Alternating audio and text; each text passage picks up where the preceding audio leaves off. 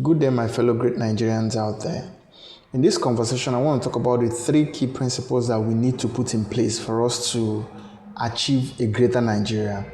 Now, this has become necessary because in the times that we're living, it is most appropriate for every nation to bring out their best, to blossom their best. And I believe in Nigeria. I believe that we can make a great nation if we try.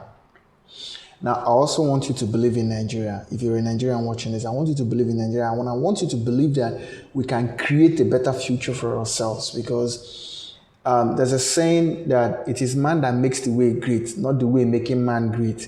So if we're expecting the system to become right or become better overnight, it's not going to work that way. Because for the system to become better, we have to put in our efforts into this game. So the three key principles I want to talk about is one, Nigeria today needs visionary leaders. Hold on that, please. Don't start condemning politicians and the government and everybody. Because we're going to see, as we go down this discourse, we're going to see how everybody is a leader in Nigeria. We need visionary leaders in Nigeria. Secondly, we need personal integrity, personal growth, and socio-economic integration.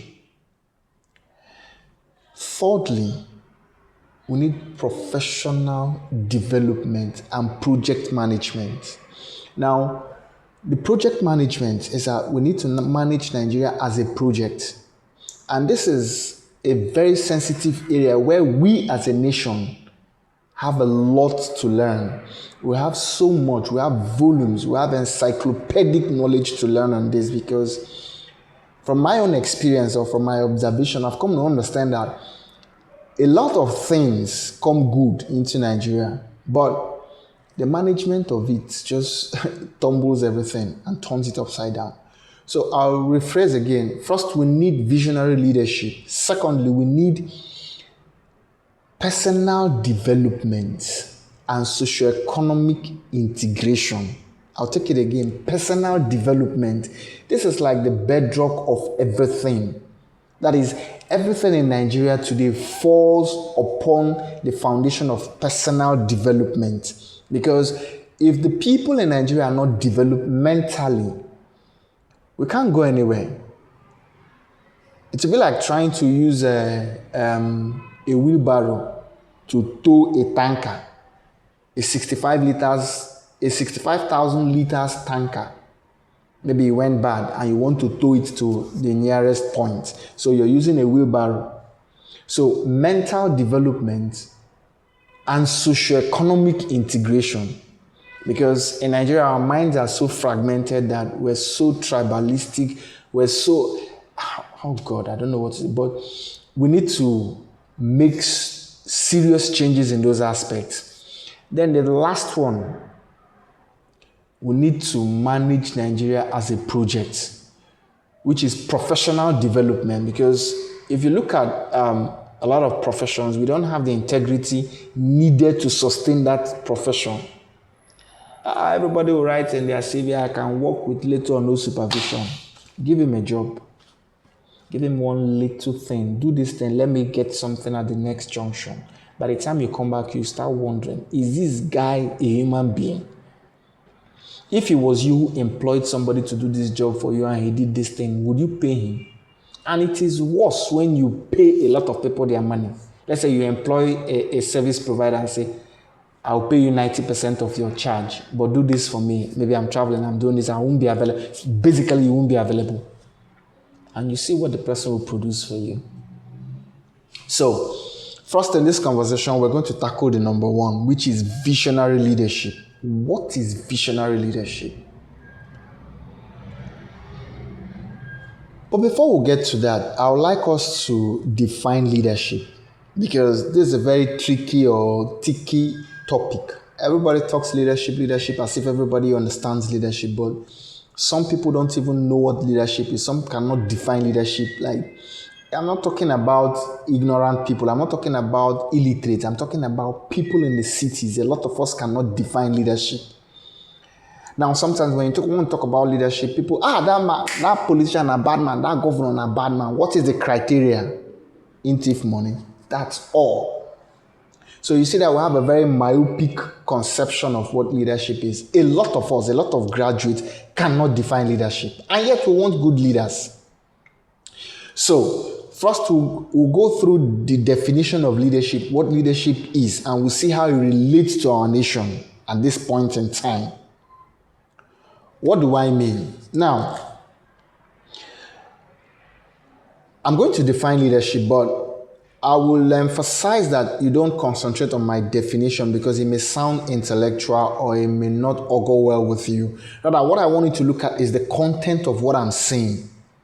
Now, what is leadership? I define leadership as a three-part process that starts with you creating a vision.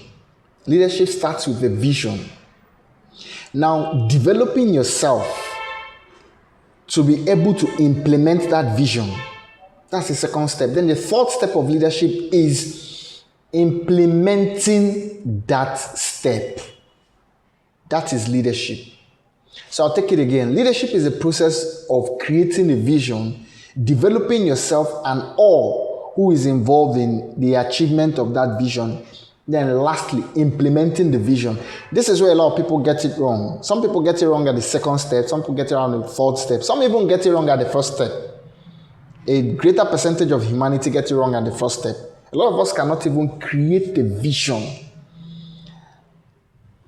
So sometimes we say life is unfair to us. You keep hearing some very ugly stuff. Life no balance, this, that. How will the life balance when you have not balanced it? It is you that will balance the life. Life cannot just balance for you. So, vision is the key to the future. Without vision, we're not going anywhere. As a human being, it's just like when we were kids. You say, I'm going to be a doctor, I'm going to be a lawyer, I'm going to be an engineer. Now, that's a vision that you have created. Maybe you saw a movie where doctors were doing marvelous and you were like, oh, wow, I would love to be a doctor. Now, when you have that vision in mind and you start working towards it, maybe in school you find out, oh, doctors read this kind of subject. So you start reading it, you start becoming better in it, you start developing yourself. Because the truth about vision is that when you have a vision, when you create a vision is not based on what you're capable of doing. Your vision is usually based, or your vision is best based on what you can become to achieve. Let's take, for instance, when you say I want to become a doctor, you're not a doctor yet. You have to go to school till you equip yourself and become a doctor. Then you can now practice as a doctor. I don't know if I'm painting a picture. So, a vision is something that is out of your present reach. It's not something you can just grab, because if it's something you can grab, then it's not a vision. It's more of a goal. So, as a nation, Nigeria, what we need is visionary leaders. And who are these visionary leaders? All of us are visionary leaders. All of us can be visionary leaders because we all say Nigeria has a leadership crisis, Nigeria has a leadership crisis. But have you ever wondered, ever since our democracy, we've been producing one set of leaders after the other. Why are all these leaders, did we import them from Jupiter or did we call upon them from another galaxy? No, they are people amongst us who we chose, who we believed in. And there's a saying in leadership that the leadership of a people is a reflection of the minds of the people. That means that your leaders represent your cherished ideals, those things that we do as a people. That's what you see in the leaders. If we cherish Wuruwuru, it's Wuruwuru we see in the leaders. Mago, that's what you will see. Dishonesty, that's what you will see. Because a society is a direct, or the leadership of a society is a direct reflection of who those people are. The leaders cannot come and exhibit qualities that are not in the society. No. So when we say we have a leadership crisis, all of us are participants in this process. All of us contribute towards that leadership that we have. We contribute towards it either by our laxity, our silence, or our inability to take action when it is right. Because one thing I've come to find out presently in Nigeria is that a lot of good men have also hid their head in the sand. That is, you say you're a good man. Yes, you're a good man. You see a lot of bad things going on around you. You keep quiet. And you expect that bad thing to die off on its own?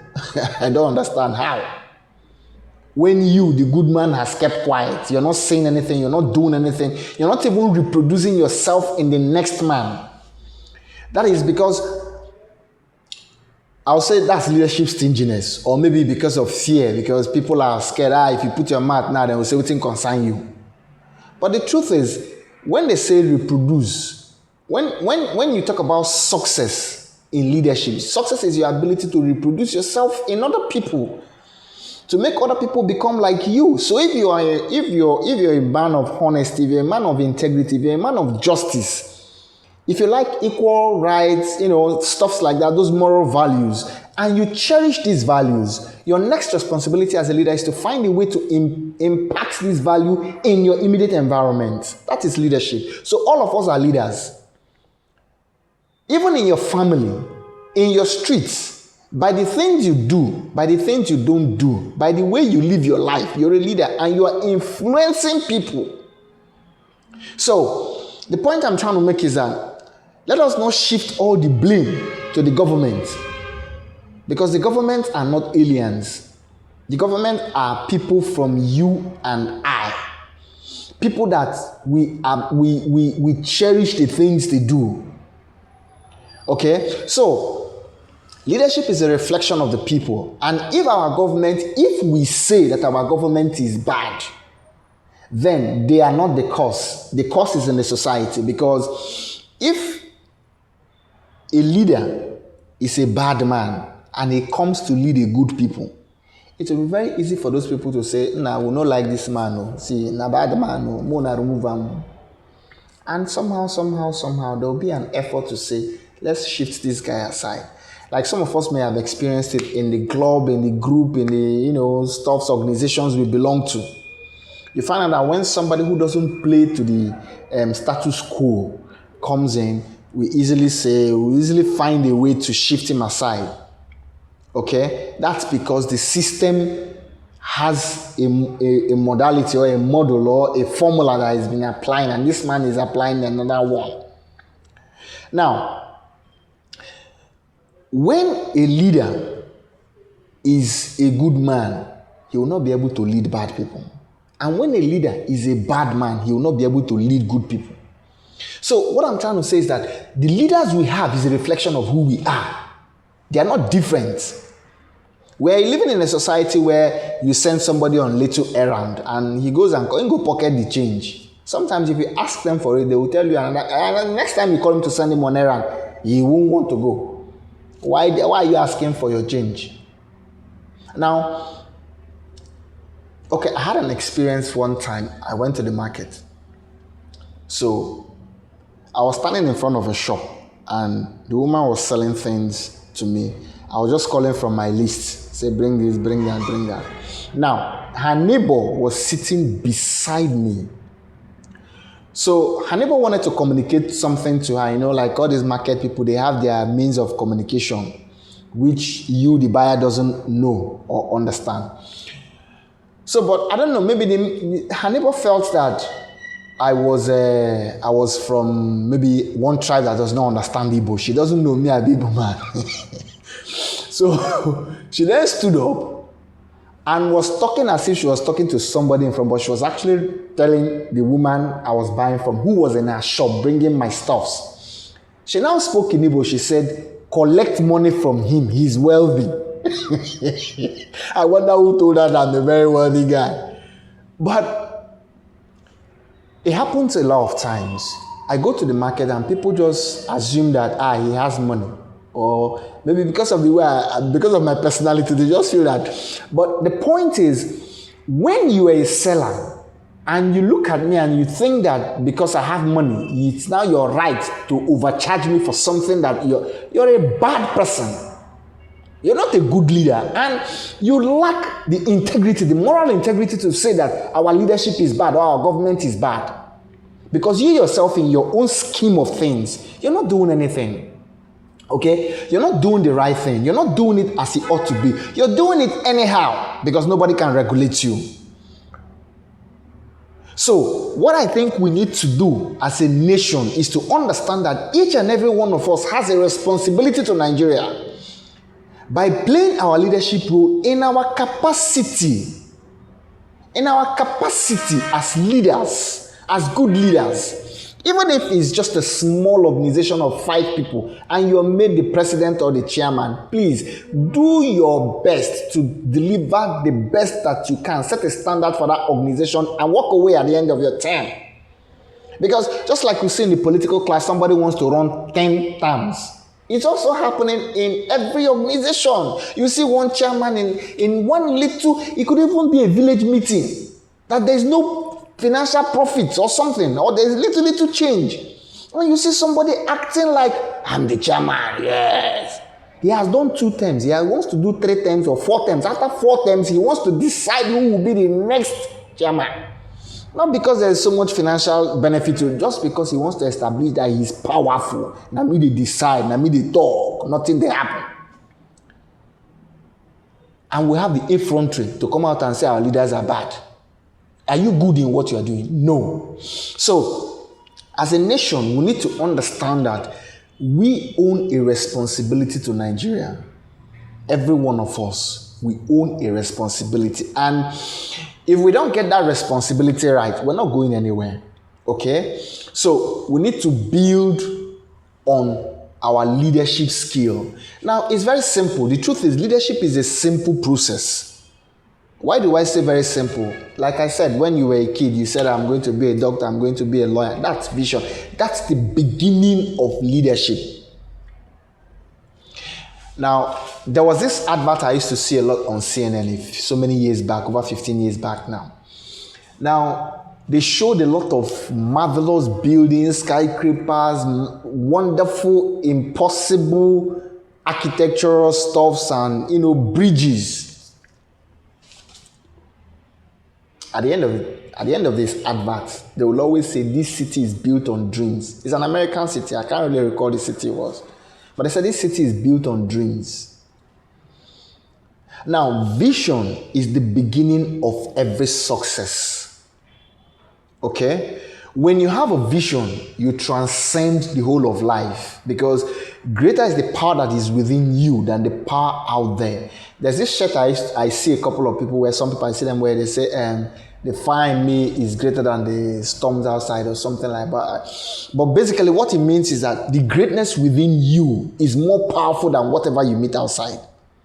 Now, it's not about qualification. You don't have to be qualified to do whatever you want to do.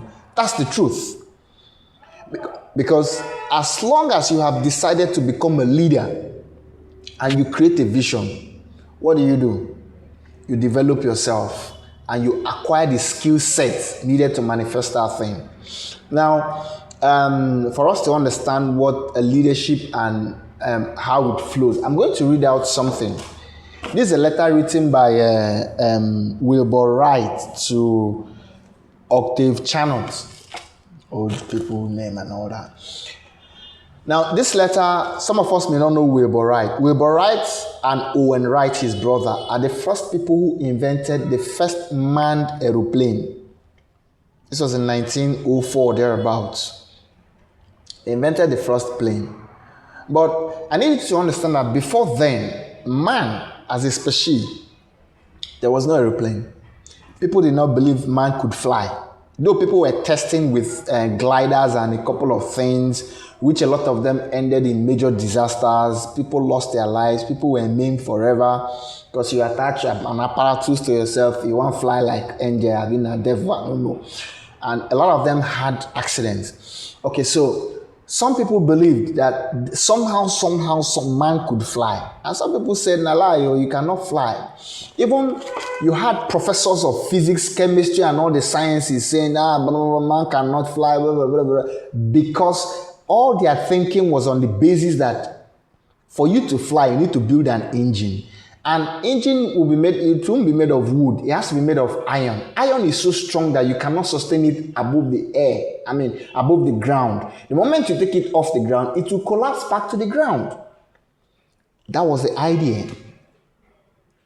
But some people in their heart of heart believe that it is possible to fly. We can fly. And some people started experimenting on flying.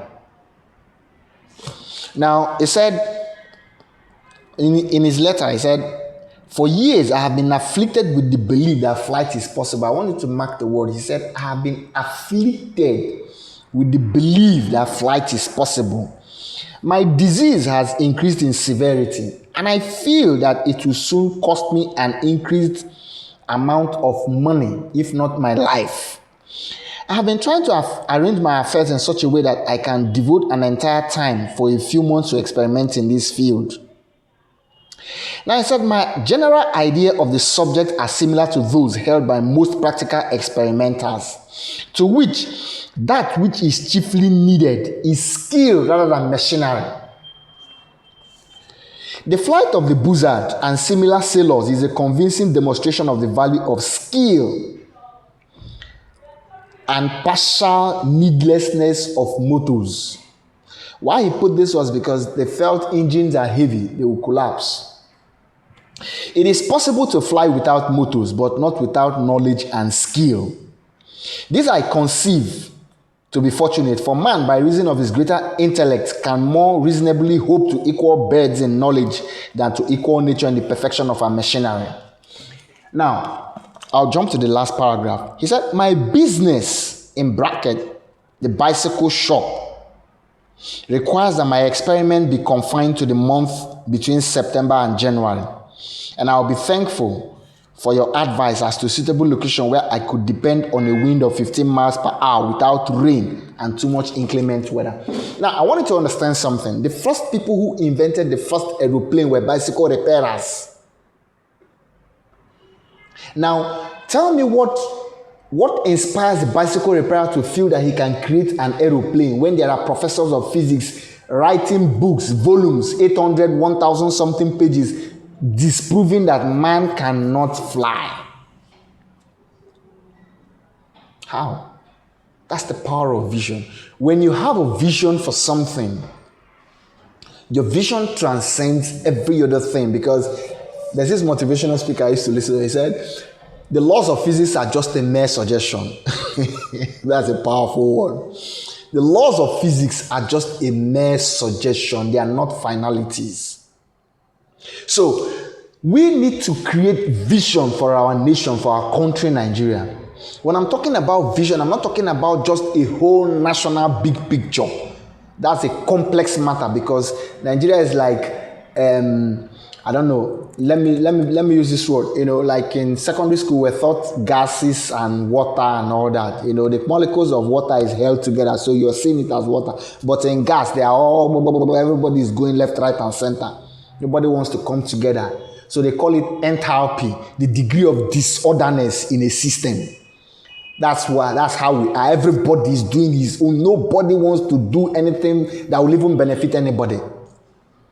And that cannot grow us. For us to grow, we need to come together as a people and create a vision. Now, but that vision starts from your individual vision. You as a person, what is your vision for Nigeria? This is a very difficult question. Don't see it as a simple question, because I know that if I ask, what is wrong with Nigeria? If you want to try it. Anywhere you are, you're in the midst of 100 people, 20 people, 5 people. Say, oh, this government, you will just see everybody will spark. And blah, blah, blah, blah, blah. But ask them a question. What is the solution to the problem? And everybody may suddenly become quiet. Now, to surprise you the more, if you're in a conversation, maybe you guys are discussing something, and just try to take the conversation to say, how do we make Nigeria a better place? You will find out that a lot of people will just look at you like, something is wrong with this guy. Because a lot of us have lost faith. A lot of us don't believe that something good can come out of Nigeria. But at the end of the day, it is not because something good cannot come out of Nigeria. It is because something good cannot come out of ourselves. If you say that Nigeria cannot be great, it's a confession of faith. It means that nothing good can come out of you. That's what it means. Shekina. So if we want to make Nigeria great, we need to have that vision. The vision starts in you. I'm not saying go and invent an aeroplane or go and invent a rocket, this thing to fly to the moon. Elon Musk is taking care of that one. Your priority is to look into yourself. Your vision is a product of who you are. What do I mean? Everybody has a calling. Because by virtue of the fact that you are incarnate on this plane of existence, you have a calling. Like the Bible will say that the number of hairs on your head is counted. At the touch my head, it's counted. Now, creation is an ordered, it's not a random affair. It is ordered. There's a reason you were born. Everybody has that vision, that thing that makes you unique. That's why he said that one with God is majority. Because when you walk with the purpose for which you were created, there's a power that comes upon you. There's an enthusiasm that you will have. Now, let's remember that the word enthusiasm is a God-inspired strength. So there's an inspiration that comes to you that is beyond you. You don't even understand how it works, but all you know is that you do what you're supposed to do. So as a nation, each of us need to get into ourselves and ask ourselves, what is my vision? Who am I? What am I? Are you a mechanic? Do your mechanic job to such an extent that anybody you repair his cars, even if his car spoils in the next state, he will tow it down to your workshop and repair it. That's the vision. If you're someone who cherishes justice, integrity, or you pick any single moral value, develop it. Find a way to, structure it and inject it into the nation, because that thing plays a crucial role. Because I think Ralph Waldo Emerson said something. He said, to be successful, whether by a garden path, is a long quote anyway. I don't have it off heart, but at the end of the quote, he said, whether by a garden patch or a redeemed social condition. That means that every social condition you find in a society that you don't like, you can redeem it. It's possible. Don't hide yourself and run into your room. You see a lot of bad men, they are doing a lot of things and you keep quiet. Me, I no follow. Listen, if what you are seeing in your environment is wrong, like, okay, let me use an illustration. A lot of us condemn social media. Like some people that I see, they are nice people, they are good people, maybe they have some morals and stuffs like that. You talk to them about social media, they'll be like, bad people, they are nonsense people, they are and all that. But do you know that one of the truth is, part of the reason why society keeps sliding down is because when you go to the social media, it's only bad people you see. So the person that has a clean slate, his mind is clean, or his mind doesn't have a strong principle or formula. He comes to social media and he's seeing bad things. He will begin to do the bad things. You who is a good man, you are not showing him how to be a good man or how to be a good person. You're not showing him. So how would he learn to become a good person? He goes to social media, he sees something, then he follows it, and life goes on. And you don't even have the privilege. You won't have that privilege of advising him. Because right now, society has been so fragmented or diversified that you can't talk to people. In the past, when we were kids in the 80s, somebody who doesn't know you, you can misbehave on this. Somebody who doesn't know you will call you, even beat you. Because as at then, spanking was a way of correction. So it was an accepted thing. The person will even spank you. Like, what is wrong with you? In fact, if you misbehave at home, now, let's say your elder one sent you on an errand, you're doing stubborn. Maybe because you're mommy's pet or daddy's boy or something. Now you're forming hard man. You won't run the errand. Then maybe when daddy goes out, he beats you. Tomorrow, when he's gisting with his friends, can be gisting with you, just pass. You still see that stupid boy. Yesterday I sent him on errand. Another of his friends will call you and punish you, and you will obey that punishment. Because as at then, society was, every child was a child of the society. But today, you call somebody's child and advise him, he goes home and tells his father or his mother, that one will come give you gbege. Why did you tell my child this? Or why did you do this to my child? So people have become cautious. People don't want to get themselves involved in a lot of things. But there's a platform now, because being resourceful is your ability to use the things at your disposal to achieve your end. Now, one of those resources is the social media. You can go to social media, talk about things you want to talk about. When you talk about it, that child that you don't have the privilege of advising can see your video and watch it. And in the beginning, he may say, see that stupid man, he talk nonsense. But one day it will enter his head. And he's given an opportunity to change. So, you need to go out there. You need to talk. You need to do things. Go to social media. Post your content. Good thing, TikTok has made it very easy for everybody. You don't have to be a professional motivational speaker or public speaker or whatever to come and talk. You don't need the fancy lights and microphone or spend so much money. With any phone you have, as long as it has a camera, you can connect to the internet, you start talking and you're posting your content. Now, people have come to that consciousness where they understand that it is not about you, the messenger, it's about your message. So when you say something, people listen and people want to learn from you. So we need to come out from this blame game where we're blaming the government every day and take responsibility for Nigeria, because we are all Nigerians. And if we don't take the responsibility that we need to take, Nigeria will not go anywhere. So in the next 100 years, maybe when all the other African countries have become like overseas, I use the word overseas because sometimes we mix interchange overseas and abroad, because Ghana is abroad, but it's not overseas, because you don't travel, you don't pass through any sea or overhead any sea to go to Ghana, but it's abroad. Ghana is abroad. So when other African countries will become like Oyibo abroad, European abroad, and American abroad, or Asian abroad, where are we going to be?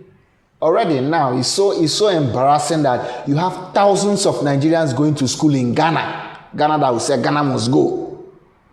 Now that's why we're running to school, because Ghana has perfected herself. If a Ghanaian teacher teaches you, even if na coconut, they will remove the coconut and they will teach you. So they have perfected themselves in the art of teaching. And that's what we need as a nation. We need to create that vision through what you are doing. Not condemning the government or condemning people. Do your thing. Create your vision. Manage yourself, because it is man that makes the way great. It is not the way that makes man great.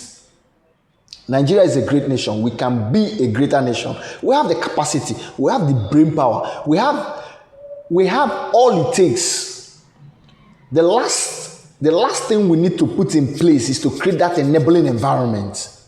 And you create that enabling environment through your vision, because the environment will never make you fine. Starting from the family that you were born. When you are born, look, don't expect the world to be perfect. Okay? The world is full of problems, crises. In fact, sometimes I have this personal belief that we're in hell. I don't know why I say so, but okay, now let's look at it. We're told that Satan misbehaved in heaven. What did God do? Come on, get out there. Go and stay there. He shut him down to earth. Then Adam and Mbebe, Eve. Eve went and corrupted Adam. What did God do? Get out of here. So where are you? You are where bad people fool, and you're expecting the system to be right. Maybe someone will say, I'm not born into a rich family. I'm not doing this. The government has not done this. The government has not created an enabling environment. Look, forget all those things. Life is not perfect. It is you that recreates yourself, because part of the reason why you're a leader is that you're able to make a meaning out of the meaninglessness you see in life. So that is the process of leadership. Don't expect the environment to be good. There will be no enabling environment. Rather, you recreate yourself invent those things you need to be able to achieve your purpose. You can do it. Focus on your goals, focus on your dreams, focus on your aspiration for the collective good of Nigeria. You see, now, if we have grasped the concept of leadership from this personal perspective, the next step will be for us to understand that as a nation is built by just like a house. You have a house, it can be a skyscraper, it can be a bungalow. Now, that house is made of so many components. You have sand that mixed with cement and water. You have a mason that did it for you, because if the mason don't mix the block, blocks will not start forming on its own. It's not Egyptian pyramid. You had somebody who sank a borehole that was able to pump water. So that little block you see, one block you see, contains the effort of maybe 500 people and manpower that has been put into making the borehole a success and making that block a success. Now, after the block is being molded, it is laid again by the mason. After the mason has laid, he will plaster. And after plastering, a painter will come and paint that wall. So just in that wall, you have sand, cement, whatever, block, paint, and all that. You have beautification. Now, in that same building, you have protectors, you have burglary, you have a lot of things. The building has a foundation. If it's a high riser, even if it's 3 floors, it has a foundation. The foundation is deeper or bigger, stronger than the normal blocks they lay. So this whole building is a combination of several factors that come together to produce one building that you are seeing. So also it is with Nigeria. All of us we have different possibilities, different strengths, different capabilities that we can bring to the table. And where is the table? It's Nigeria. Nigeria is our table. So I need you to look into yourself.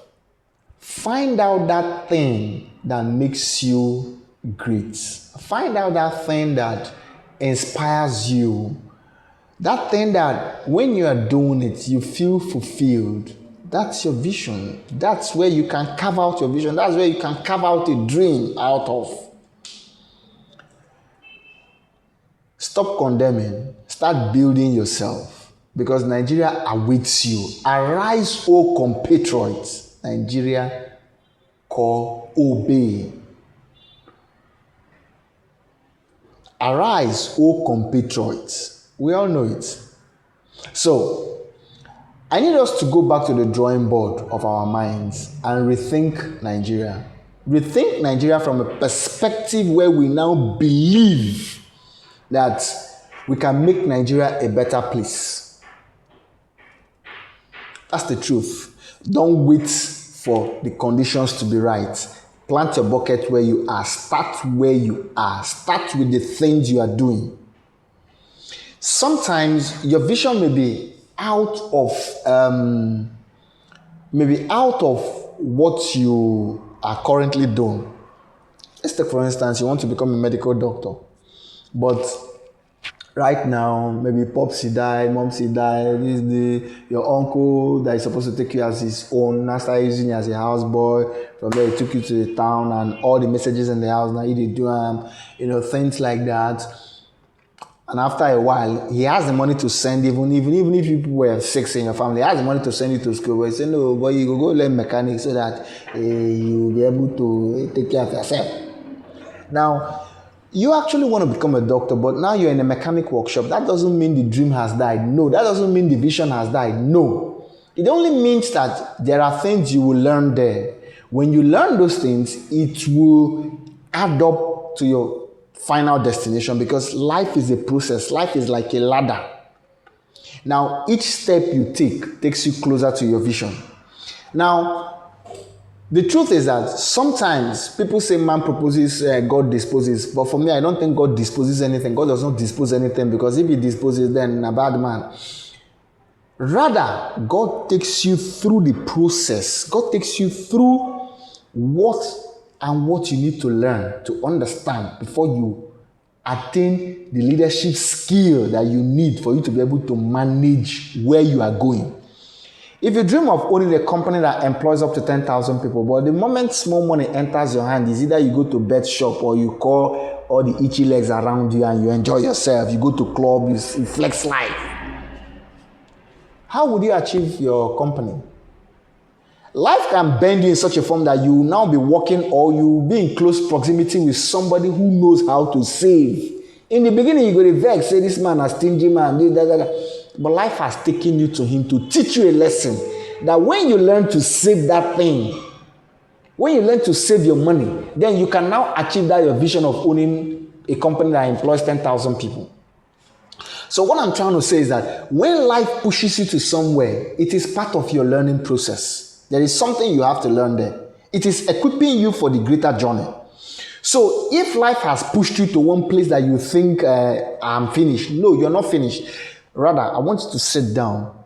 Think about all the important lessons you can learn from that environment, because when you take the next step, it is taking you closer to where you're going.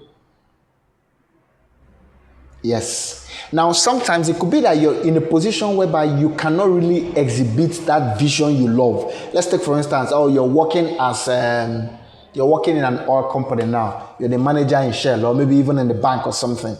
But you want to own a motherless baby's home because it's your passion to help people to, it boils within you that sometimes you don't even feel comfortable working. You feel like, I get plenty more for resign. Now, what you can do is that you can start doing that vision through, let me use a loose word, side hustle.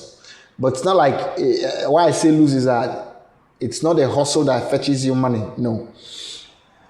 Now, you can start by reading about Motherless Babies Home. Then you start donating money to such organizations. You can do a fundraising event. Do a fundraising, invite your friends. Get people. If it's 3, if it's 4. Every month you can go to the Motherless Babies and give them something. You can empower the life of 1 or 2 people there. It's a start. Now, if you're the mechanic that wants to be a doctor, while in the mechanic workshop, you can start learning about how doctors are supposed to behave. Because the truth is, like I said before, a lot of professions are totally very unprofessional. Now, you can start learning how to become a good professional in that thing you are doing. You start by, how do doctors behave? How are they supposed to behave? How this one that is behaving like, okay, I'll paint a picture for you so you understand where I'm coming from. Now, as a kid in those days, something happened before you say, I have headache, I have this one, they do me like, bam, tomorrow they bundle you at Share Hospital. The doctor treats you, he talks to you, the way he's doing everything, sometimes you don't even understand that you're a patient. You think that you're having a conversation with your friend because he's gentle, he's considerate, he's understanding, even when they are writing your prescription, he'll be telling you, I'll give you this so that it will help you with this, I'll give you this. He's calling the names of the medication he's going to give you, and he's telling you their function. So you already know what you are drinking, which is a psychological motivation to understand that this thing is going to heal me. Now, after Popsy retired and we couldn't go to Share Hospital again, so I started going to the private hospital. My eye can't open. What? You go to some doctors, the way they diagnose, you think you're fighting with them. Normally in Share Hospital, a doctor can take 15-20 minutes to diagnose you and discuss you and do everything with you. Sometimes you enter a doctor's office in the private, 2 minutes. And the way they talk to you, and sometimes you think you're fighting with them. I asked myself, what is actually happening? I had one last experience that in my first year in school, that experience was so terrible. I'm not going to talk about it here, but it was so terrible that I said I'll never go to a hospital again. So, now that I do health massage, I've come to understand that is now I'm beginning to apply certain things I learned from those doctors, which is what? First, you have to show care to your patients. Show them care. Then you encourage them to understand that, look, this thing where they do, you no go die, is a very simple thing. Even in cases where they are in a critical condition, you can encourage their minds and let them know that it can get better. Don't just give up on them. But today you have doctors behaving anyhow. They talk to you anyhow. You know, that you have this impression that these guys are more interested in the money they want to make. You have a little case, they will say, oh, surgery, blah, blah, blah, blah, blah, blah, blah. And all they're looking, you know what they're looking for is the money. You, now, as that mechanic, go online, go and read about how doctors behave so that you equip yourself and become an excellent doctor. When you become an excellent doctor, something may happen that you may find yourself in a position where you are teaching other doctors how to become a doctor. That's life. That's the vision. That's the power of vision. So I need you to understand that life never fails you. Rather, it's you that fails life. Because the moment you derail from your vision, what shall it profit a man if he gains the world and loses his soul? The moment you derail from your vision and start flexing yourself, enjoying yourself,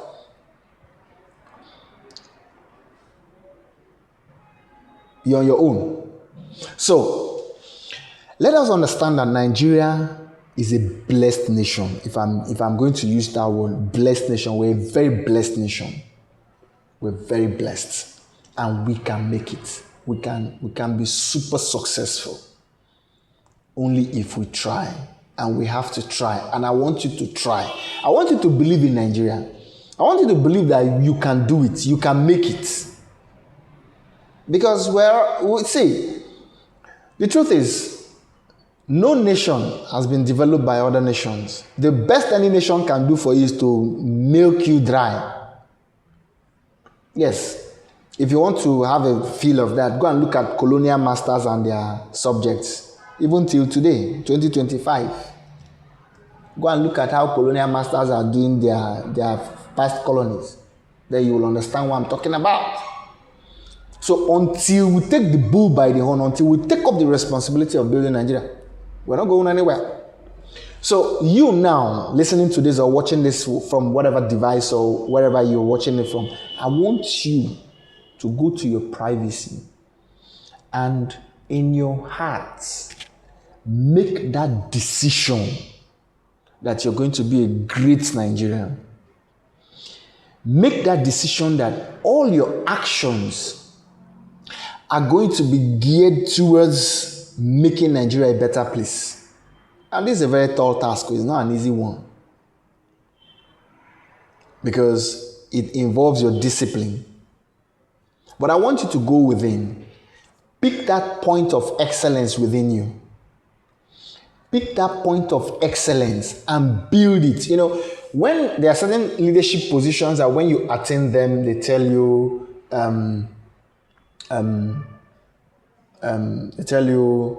His Excellency, Her Excellency. Now, why do they call you Excellency? That's because you become excellent. You're supposed to be excellent for you to be that in that office.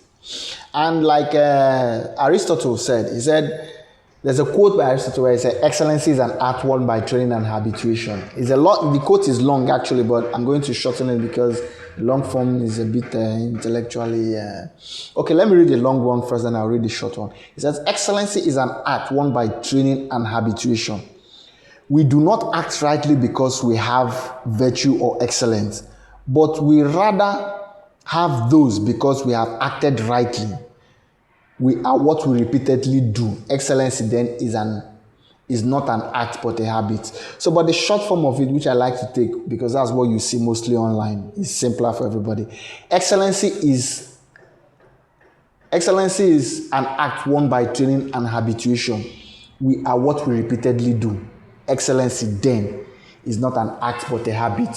So pick up that point of excellence within you. Then keep on doing it. When you do something, you're not good in it. You do it again, you're not good in it. You do it again. But as you're doing it and failing and having those setbacks, you're learning, you're building, you're growing, you're becoming knowledgeable in it, because knowledge is the key to anything you want to do in life. If you lack knowledge about anything, you can never be successful in it. You're learning. As you feel you're learning, gradually you learn that thing till you become a master of it, because life requires mastery. If you don't master life, you cannot do anything. That's mastery is what differentiates the professional from the amateur. Is mastery, because the professional knows how, he has learned a lot of things about this thing. He has been associating with this thing for a very long time. That's why you prefer to take your device or anything that you want repaired to a professional who has 10 years experience than the one that has 6 months experience, because you're even afraid this one will spoil my thing. No, let me take it to this other guy. So pick up your point of excellence and keep building on it. Excellency is not an act. It's not a one-time thing. It's a habit that you repeatedly do, which the Holy Writ calls it persistence. Seest thou diligent? Yes, diligent, not persistent. Diligent, though they are like twin brothers. Diligence and persistence, they are like brothers.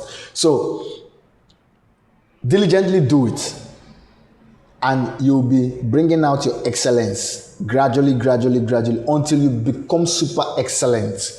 When you are super excellent, then you can effectively transform your environment. There are two other aspects of leadership that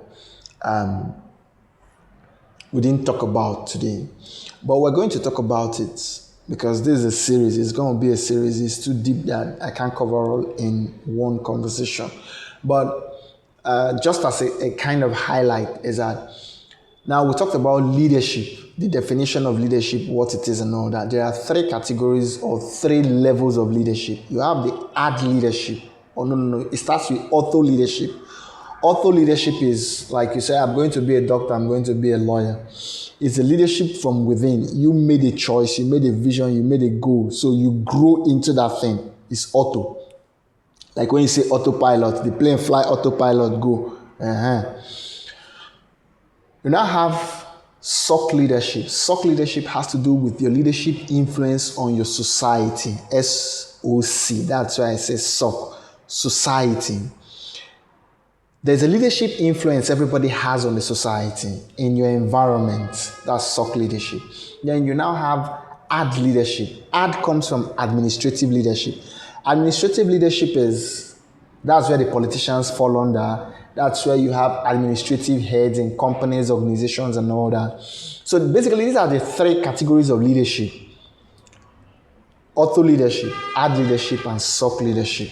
Now, we have just talked about leadership in general, and we highlighted more on auto leadership because as a nation, we have to be balanced in our auto leadership, because if you cannot lead yourself, you cannot lead others, because auto leadership is the basis of every other aspect of leadership.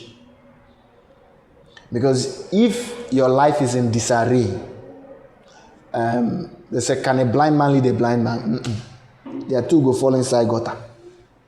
So, auto leadership is what we've just described. Auto leadership is you, yourself. How do you grow into what you want to become? Don't focus on the challenges and the environment. Focus on you. Focus on the strength within you. Focus on the excellence you want to build. Focus on the best that is within you. Know that best will always come out. I believe in you, and I know that you can achieve it. All you have to do is to believe in yourself. Believe in Nigeria. It's a crucial step along this path of progress. I want you to believe in Nigeria. Believe that we can. Believe that we have what it takes. And work towards that greatness, because you are a part of it. You're very important. I want to say thank you if you've listened to this point. And I'd like to enjoin you to, if you have questions or if you want to become a patriot, if you desire to become a patriot in Nigeria, you can leave a comment down below. You contact me directly. I'll always encourage you. I'll always inspire you. Let's form a dream team of Nigerian leaders. Let us form a team that will transform Nigeria, because we can. That's the truth. Light shines in darkness, and darkness comprehends it not. When your light shines, your environment will feel the impact. And when they said there are over 250 million Nigerians, but for me, I believe that we're over 400 million. When the light of 400 million people will shine, okay, if 400 million, let's say 350 million. Yes, 350 million. What do I mean? Rivers State, I stay in Port Harcourt. There is no way you will convince me that there are less than 15 million people in Rivers State. Lagos State has 20-something million. There are 36 states. So all those states that don't have up to 10 million, carry these ones from there and go and put there. Bam. You now have 360 million flat first. So we have 360 million people first. And in societies like this, you know, they work. So let's do something about it, okay? I believe in you. And I want you to believe in yourself. Cheers. Thanks.